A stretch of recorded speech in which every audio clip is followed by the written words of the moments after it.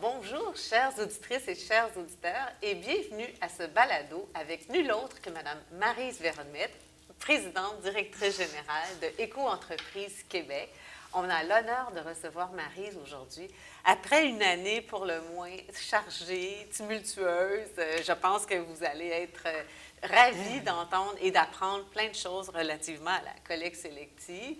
Alors, je laisse Maryse d'abord vous expliquer qu'est-ce que Éco-entreprise Québec pour ceux d'entre vous qui ne connaissaient pas bien l'organisation. Bonjour Maryse. Bien, bonjour Hélène. Merci beaucoup d'accepter de tourner ce très, balado. Très heureuse. Tu es ravissante malgré l'année complètement. Bien, une année vraiment, on a vécu et l'on vit une petite révolution. Hein? On ne se le cachera pas, autant au niveau de notre propre organisation.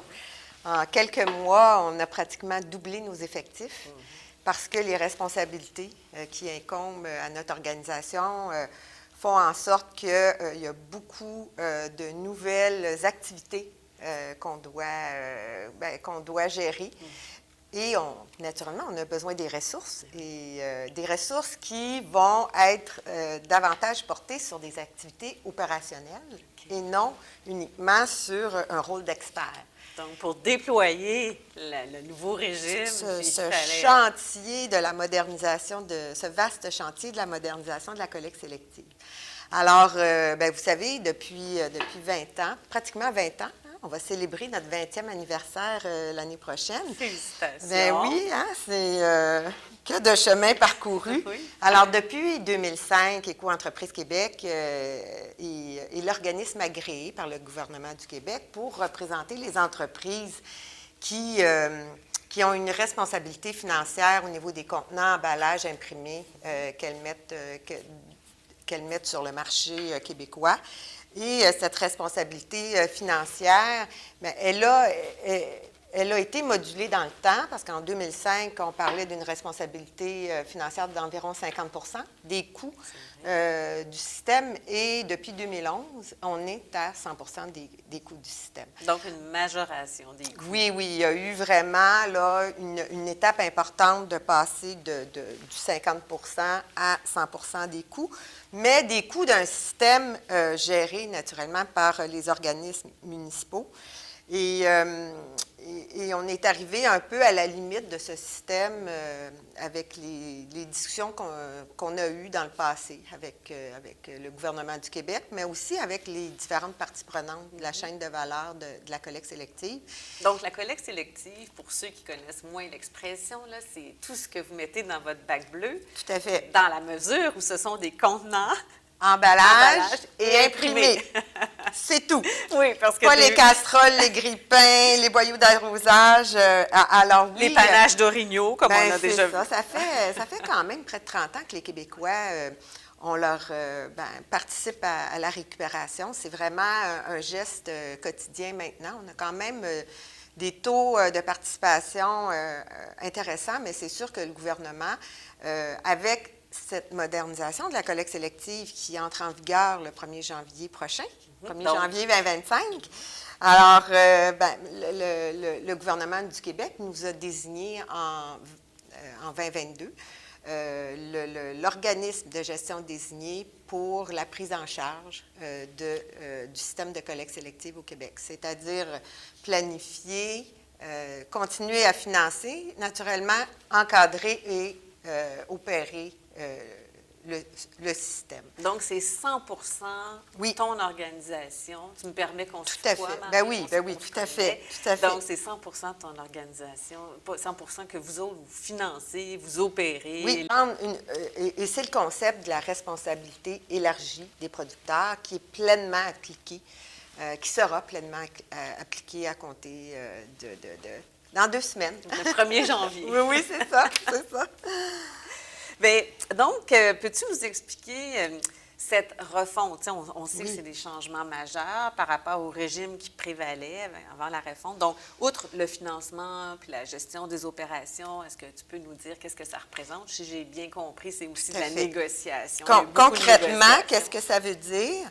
Alors, c'est sûr que le passage du régime de compensation dans un système linéaire où les entreprises n'avaient pas de contrôle sur le système, devaient le financer. Et les sommes collectées par EQ étaient versées à Recyc Québec, qui en faisait la distribution aux organismes municipaux. Et après pratiquement 20 ans, c'est sûr que plusieurs municipalités encore croient que c'est de l'argent qui provient du gouvernement du Québec. Alors c'est important là, de rétablir les faits et de s'assurer que les municipalités, oui, continuent à être un acteur important dans cette réforme, mais ce sont vraiment les entreprises qui sont au cœur de ce nouveau système et les entreprises, via leur organisme de gestion désigné, ont la responsabilité de conclure des ententes. Alors, le système qui a été mis en place au Québec avec l'AREP, c'est vraiment un système qui... c'est le modèle québécois de l'AREP, c'est-à-dire qu'on l'a adapté en fonction des réalités du Québec. OK, c'est-à-dire?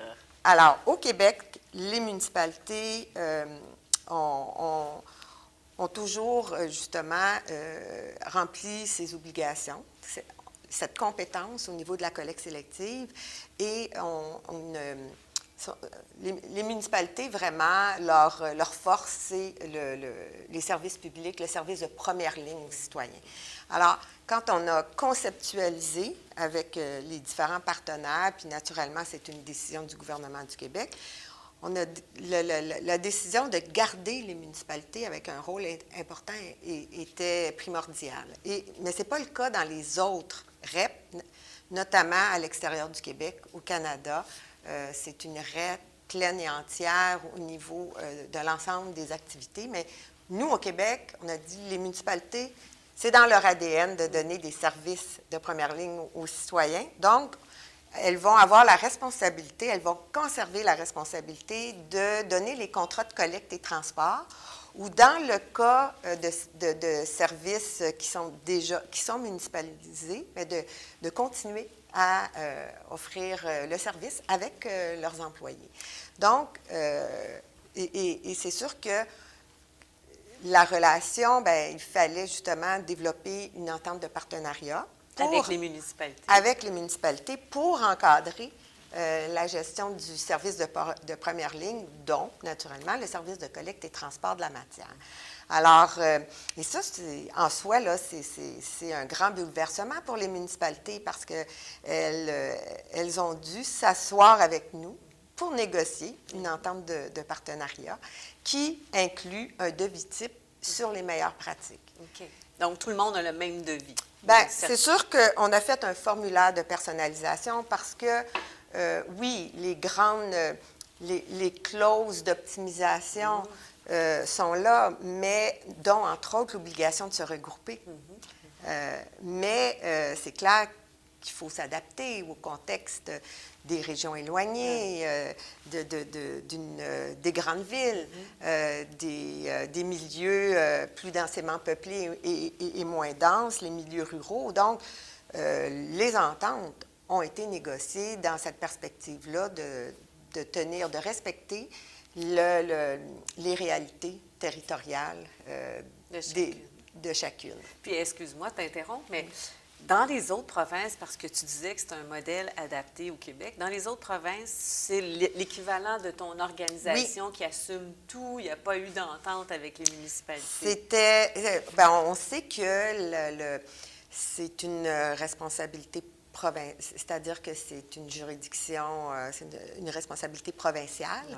Donc, chaque gouvernement provincial a défini son cadre légal et réglementaire et à l'extérieur du Québec, ce sont les producteurs qui sont responsables du service de première ligne. Nous, c'était important chez EQ de garder justement cette relation avec les organismes municipaux de partenariat, mais aussi pour les citoyens, de ne pas trop chambouler et que les citoyens, particulièrement pour le volet service services de première ligne, services de proximité. Alors, les municipalités ont vraiment c'est mission accomplie. Après, près d'une année, même plus qu'une année de discussion, de négociation, et le fait qu'on a demandé aux municipalités, aux petites municipalités, de se regrouper. Ce qui est important de mentionner, c'est que l'an passé, c'est-à-dire en début d'année 2024, il y a des municipalités qui étaient très inquiets et qui ne voyaient pas la possibilité de se regrouper dans les délais impartis au niveau du règlement et qui ont demandé au gouvernement du Québec des modalités, des assouplissements. Le gouvernement a adopté un décret permettant que les contrats de l'année de la présente année puissent être conduits pour une autre année. Donc, c'est sûr que pour nous, l'année 2025 sera une année de transition. Alors, on a signé 111 ententes de partenariat. Félicitations. Et 157 ententes financières parce qu'on s'est engagé à compenser les municipalités qui ne se sont pas encore regroupées pour l'année 2025, mais elles ont l'obligation de se regrouper et de signer une entente de partenariat au cours des prochains mois. Donc, 157 versus 101, parce qu'il y a 101 ententes qui ont été... 111 ententes 111 avec qui les vont être municipalités. effectives. Oui. Et 157 ententes où les municipalités auront à se regrouper. Ce qu'il faut savoir, c'est qu'il y avait déjà des municipalités qui avaient signé des ententes de partenariat avec nous. C'est un peu compliqué. Non, c'est très bien expliqué. mais elles ont décidé de se prévaloir également de l'entente financière. Alors, on estime qu'à terme, à la fin de l'année 2025, on aura approximativement 150 ententes de partenariat, quand actuellement, il y a près de 570 organismes municipaux qui gèrent le système de collecte sélective là, jusqu'au 31 décembre 2024.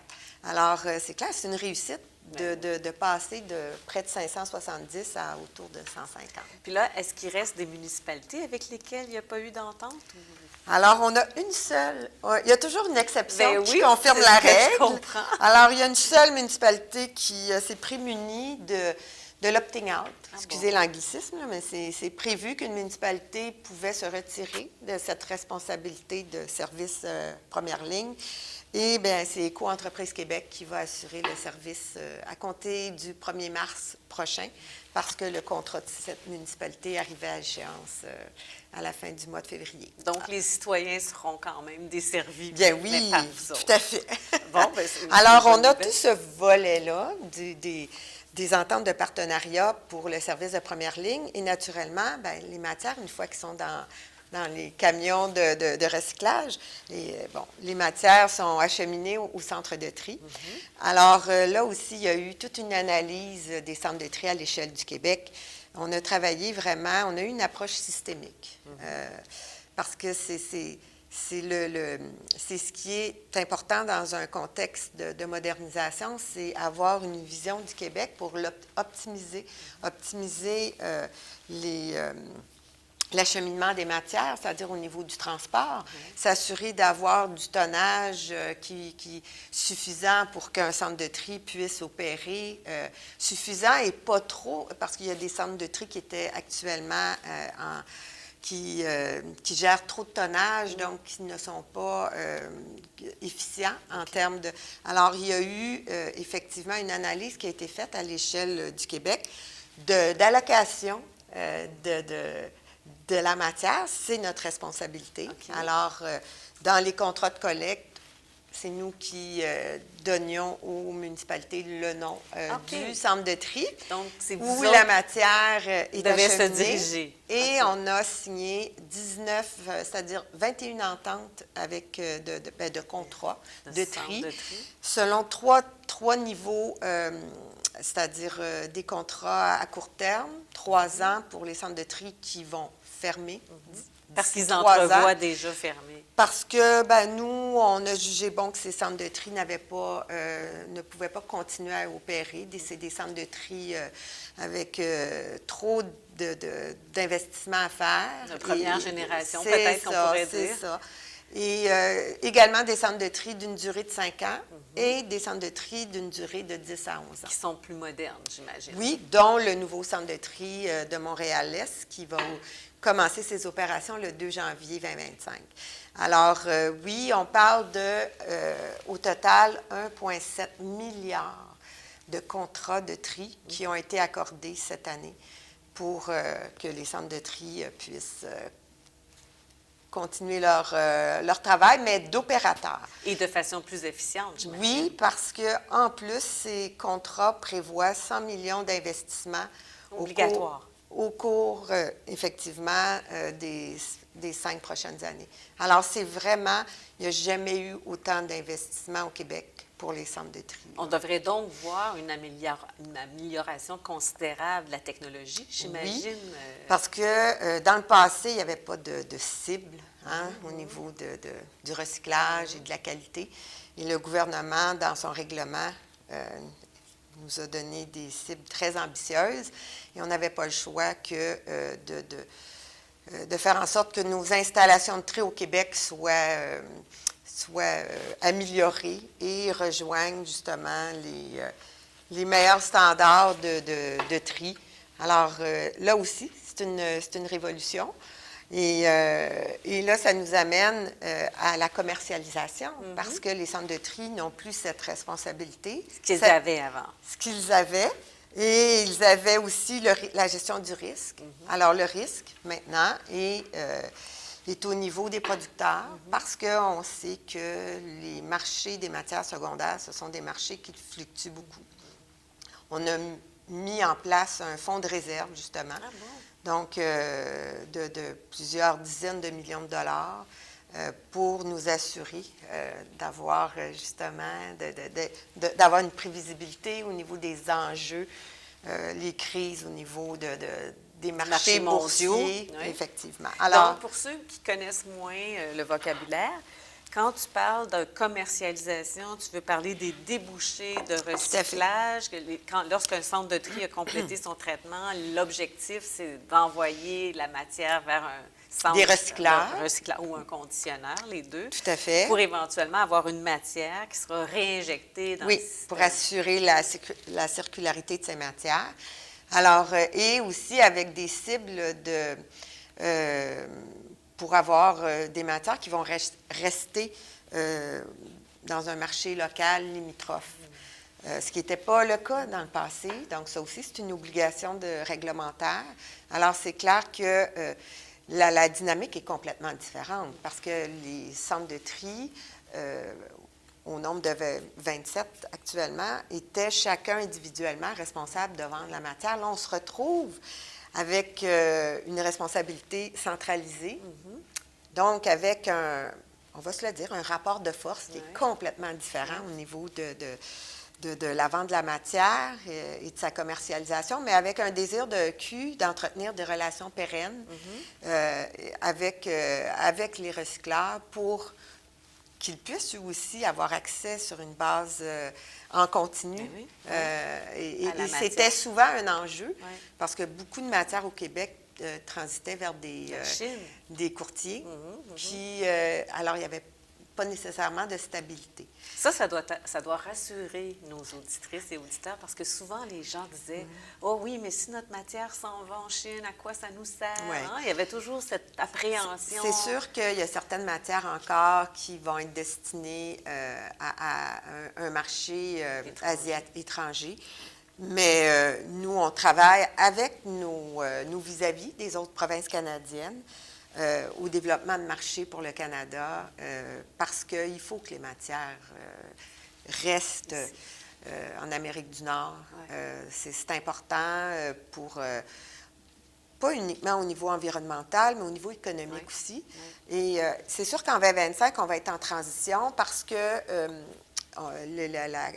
la conclusion des ententes avec les recycleurs n'est pas encore complétée. Donc, on va les centres de tri, on va être propriétaire de la matière, mais il va y avoir une petite période de transition au cours des prochains mois avec naturellement la collaboration des centres de tri et aussi de quelques courtiers qui vont nous aider parce que C'est ça. C'est une transformation. une grande transformation. On veut, nous, s'assurer que notre équipe de commercialisation puisse être en centre de tri, être sur le terrain au cours des prochains mois. Alors, on va faire des projets pilotes au cours des prochains mois avec, naturellement, c'est prévu dans nos ententes avec les centres de tri. Donc, il va y avoir une période de transition. 2025 sera une période de transition. Et pour les recycleurs, ce sera sûrement intéressant parce qu'ils vont avoir d'abord accès, presque un accès assuré à la matière, puis le tonnage aussi. Garanti, oui, parce que nous, on veut garantir aussi du tonnage, oui. et avec des contrats et non pas uniquement des bons de commande, comme c'est le cas actuellement, là, avec des ententes.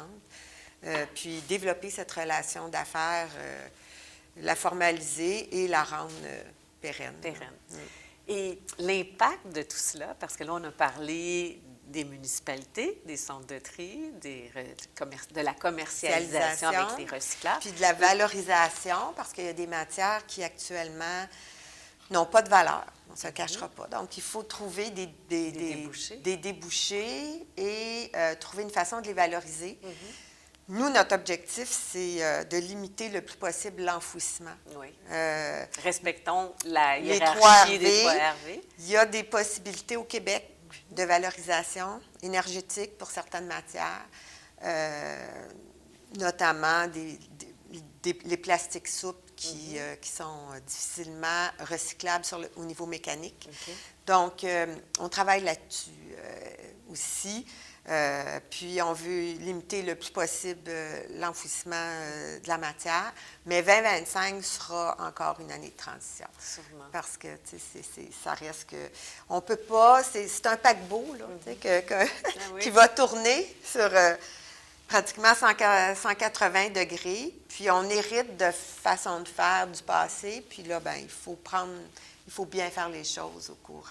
progressivement. Puis j'imagine que le dossier du plastique fait partie, entre autres, de vos ententes. Oui, on met beaucoup d'énergie, même avant, dans le cadre de nos activités comme organisme agréé. On s'est impliqué beaucoup au niveau du développement des débouchés, notamment avec, on est membre fondateur du GAPC, le groupe d'action plastique circulaire.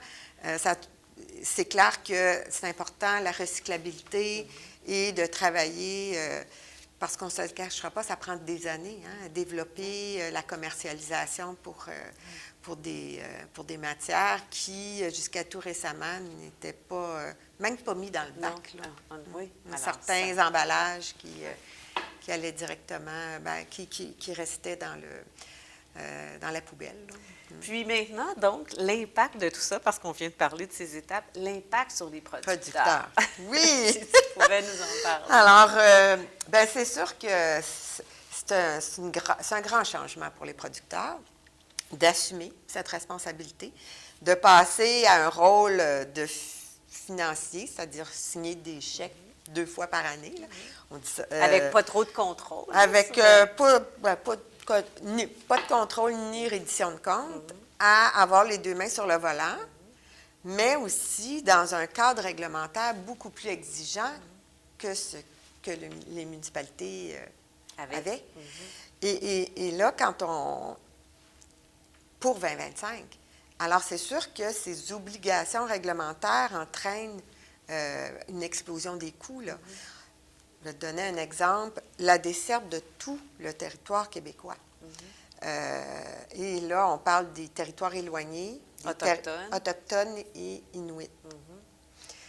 Donc, faire de la collecte sélective dans ces régions où il n'y a même pas de voie routière, que c'est par bateau. C'est vrai. Alors ça, c'est un grand défi et il faut travailler... à leur rythme aussi et en fonction de leur réalité. Mais on est bien heureux. On a déjà signé une entente avec Kuujjuaq qui va les citoyens de Kuujjuaq pourront faire... c'est la première fois que les Inuits vont faire de la récupération Donc, ça, on en est, très fiers. on en est très fiers. Alors, il y a cette desserte étendue. Il y a la desserte au niveau de l'ensemble des ICI assimilables. Assimilables, ça veut dire que c'est des quantités qui s'apparentent à des quantités qu'un citoyen, alors soit un ou deux gros bacs de récupération selon une fréquence aux semaines ou aux 2 semaines, tout dépendant de l'organisme municipal, mais de les desservir. Donc, quand tu dis desservir, ça, alors ICI, pour ceux qui connaissent moins l'acronyme, Industrie, Commerce, Institution. Donc, vous allez desservir les petits... Les petits, qu'on retrouve, ceux qui nous donnent des services, salon de coiffure, le bureau, une petite clinique médicale. Un dépanneur? Le dépanneur, ce qu'on retrouve en bordure de rue. Oui. Donc ça, il y a une obligation, il y en a beaucoup. Alors ça, c'est prévu, ça a été inclus dans les contrats avec les organismes municipaux de desservir l'ensemble. Des petits. Des petits. Les multilogements, 20 logements et plus, ce n'était pas le cas partout au Québec. Alors ça s'ajoute. Après ça, on a vraiment, l'obligation de fournir les équipements de récupération. Donc les bacs. Les bacs.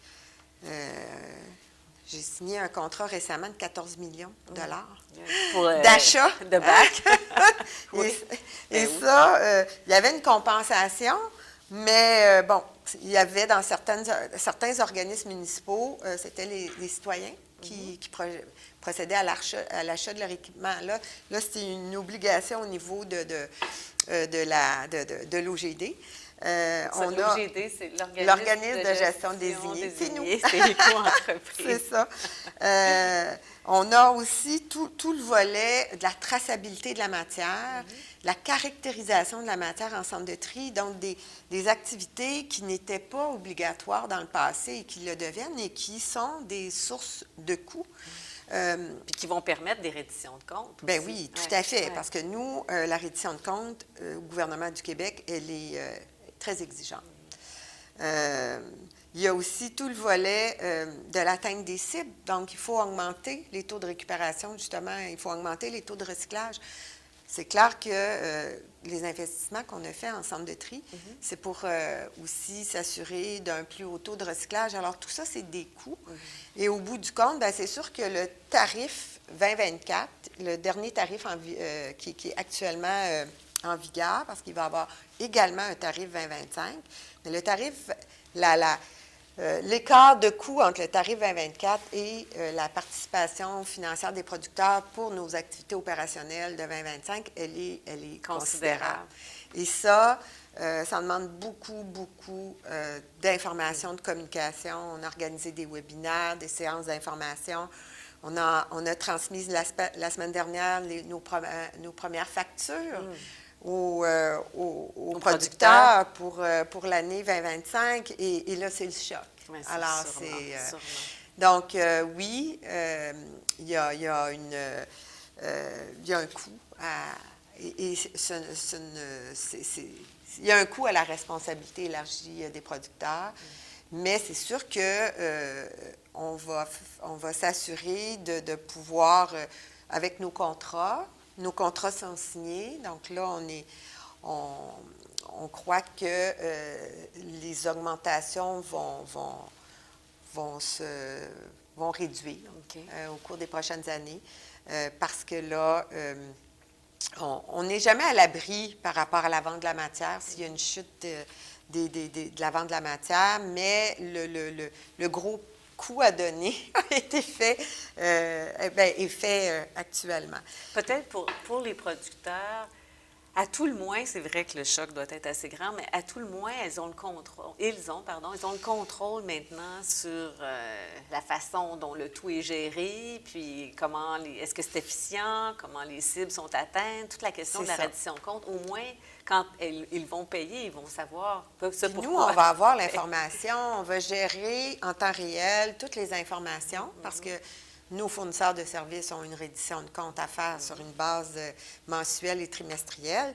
Donc, on va avoir ces informations, qu'on va pouvoir s'assurer que nos entreprises comprennent aussi l'impact du choix des emballages qu'ils font parce que... Oui, oui. Mais ça, Alors ça, c'est un autre volet. Oui. Et on va s'assurer, on va mettre en place un chantier pour une nouvelle formule de tarification davantage éco-modulée qui va tenir en compte justement des efforts d'éco-conception des entreprises. Et justement la recyclabilité de la matière. OK. Alors, on a déjà commencé à mettre en place des mesures dans le cadre du régime de compensation avec le bonus, avec le malus, avec le crédit pour contenu recyclé. Mais là, c'est clair qu'on s'en va vers une formule avec une grille de tarification modulée. Donc, une entreprise qui contribue, un producteur qui contribue, aura intérêt à revoir la façon dont son emballage, son contenant, son imprimé est conçu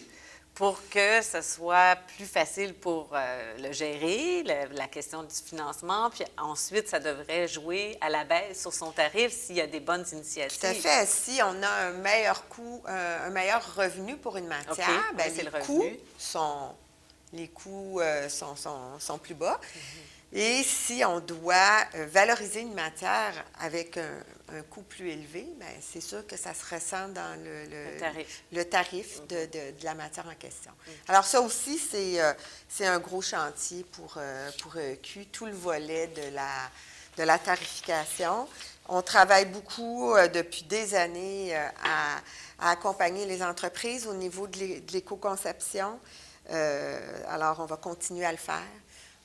Mais c'est clair que la responsabilisation des producteurs vient aussi avec une prise de conscience de ce qu'ils mettent de leur choix d'emballage. Et c'est clair que c'est le concept de la REP aussi. Hein. C'est ça, oui.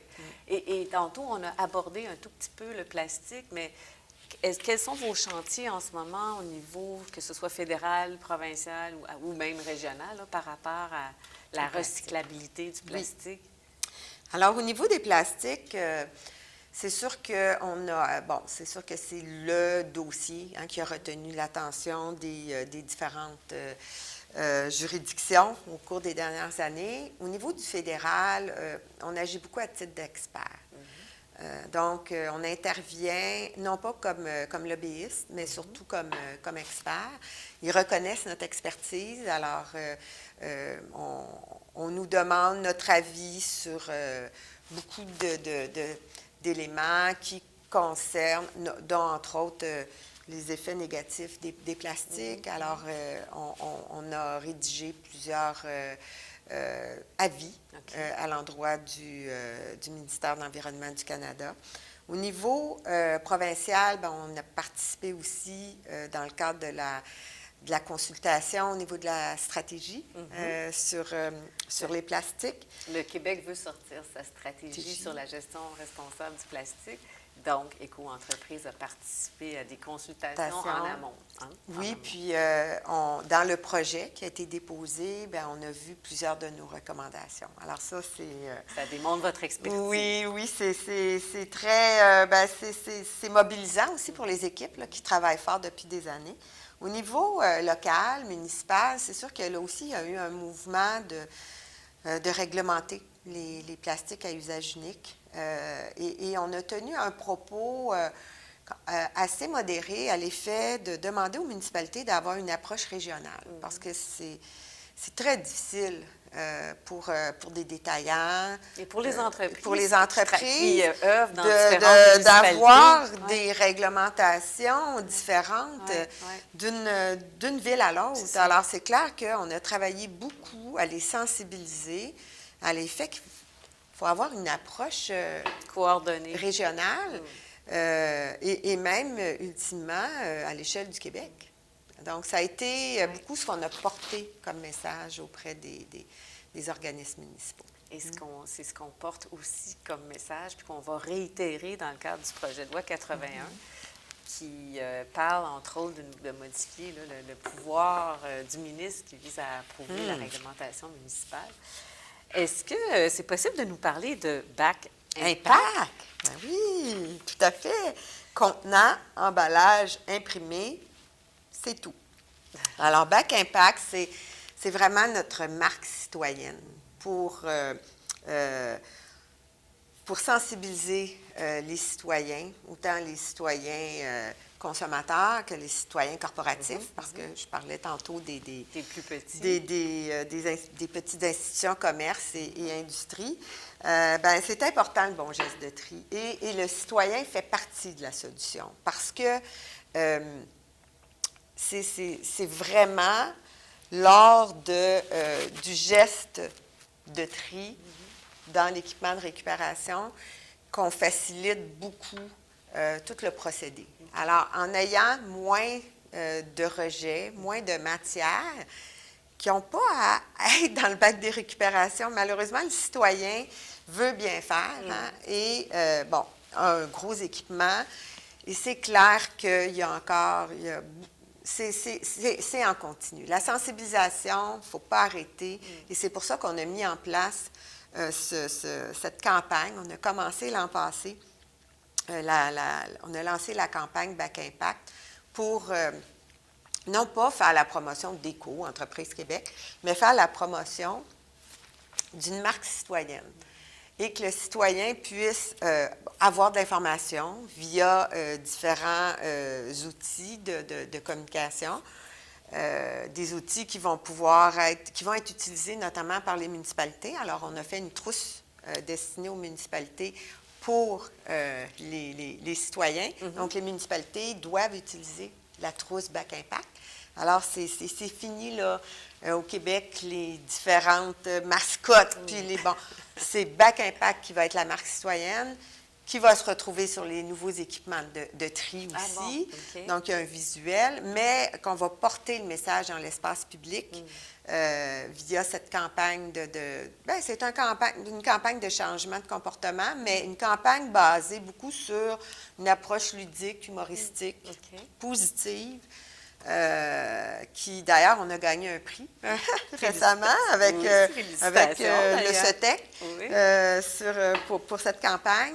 Et c'est sûr qu'il y a une nouvelle campagne qui va être lancée à la fin de l'hiver 2025 pour continuer avec différentes thématiques, mais toujours en lien avec le bon geste de tri. Puis, est-ce que les citoyens peuvent accéder à une information sur votre site Internet pour dire qu'est-ce que je peux mettre, qu'est-ce que je ne peux pas mettre? Parce qu'il y a encore beaucoup de choses qui se retrouvent dans le bac qui ne devraient pas se retrouver dans le bac. On travaille, on a développé une collaboration aussi avec Recycle Québec sur l'application Ça va où? Alors, pour 2025.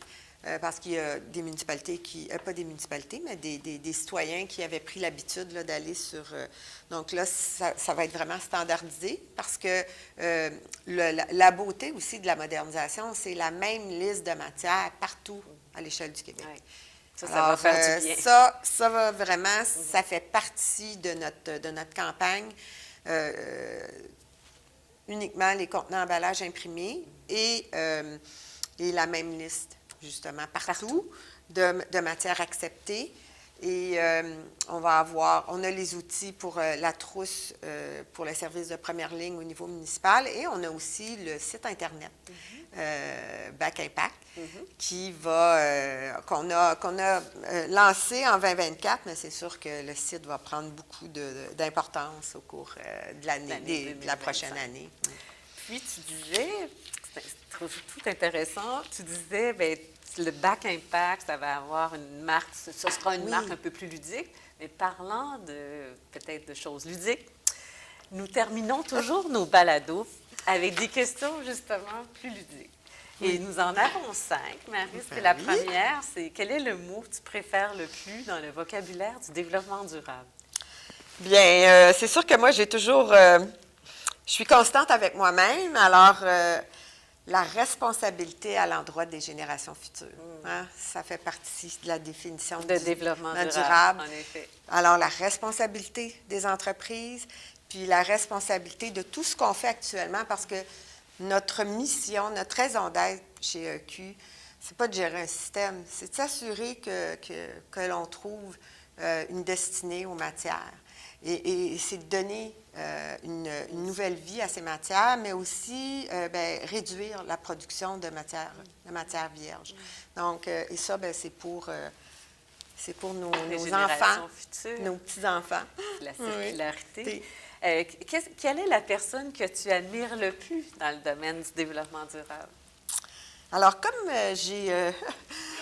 j'ai plusieurs années de vie derrière moi aussi, c'est sûr que jeune, j'avais quelqu'un qui m'a beaucoup inspirée, c'est sœur Estelle Lacourcière, la sœur verte.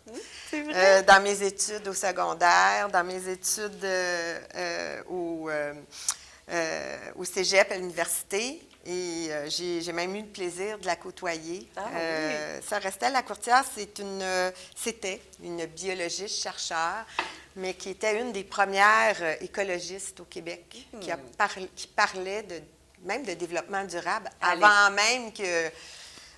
alors, c'est quelqu'un qui t'a inspiré. Qui m'a inspirée. Oui. Et puis, c'était une grande pédagogue. Et c'est ça. Moi, je faisais partie du club des jeunes naturalistes. Ah, c'est intéressant! Alors, ça vient de loin. Mais sœur Estelle Lacourcière, puis elle est décédée il y a quelques années, mais c'est quelqu'un qui a marqué au Québec au niveau là, de la biodiversité, notamment. Puis aussi, j'ai eu le privilège de participer avec elle à un événement international dans les années 90 sur le développement durable. Ah, et puis, oui, alors, c'est ça. C'est donc, elle est restée dans ta vie longtemps? Oui. Et plus récemment, ce n'est pas une personne en particulier, ce sont des personnes qui œuvrent au développement durable dans les pays émergents. Ah oui, oui. Ça vient me chercher beaucoup parce que c'est pas facile.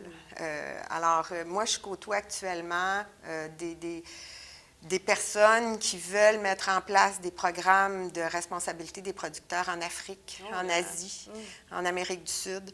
Et puis, chapeau, hein, parce que nous, on est... c'est ça, c'est ça. Alors ça, pour moi, c'est une source d'inspiration aussi parce qu'ils ont tellement... Il y a tellement à faire, puis il faut les aider aussi à... Bien, votre expertise ici va les aider. Où crois-tu que le Québec en est en ce moment, sur une échelle de 1 à 10, en développement durable?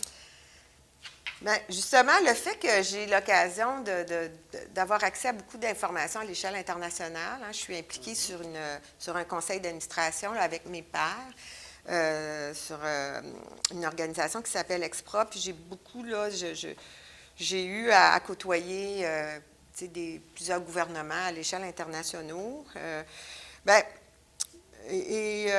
Souvent, je trouve qu'on est très dur envers nous-mêmes au Québec. Alors moi, je nous donnerais une bonne note de 7 sur 10. OK.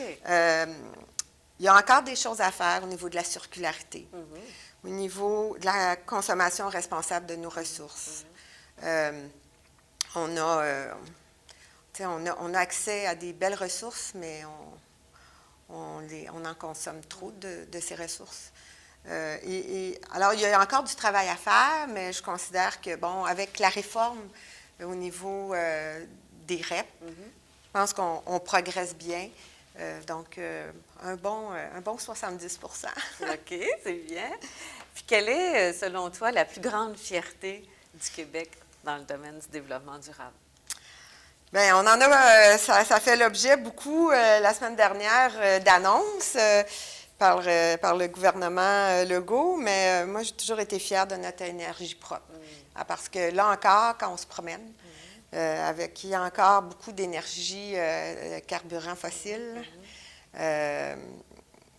Nous, avec notre hydroélectricité, c'est tellement une décision majeure qui a été prise pour le Québec. Visionnaire. Hein? Visionnaire au niveau économique, puis aussi au niveau environnemental, puis même au niveau social, parce que le coût de l'énergie, on est privilégié au Québec. Accessible à tout le monde. Alors, et toute cette mouvance au niveau de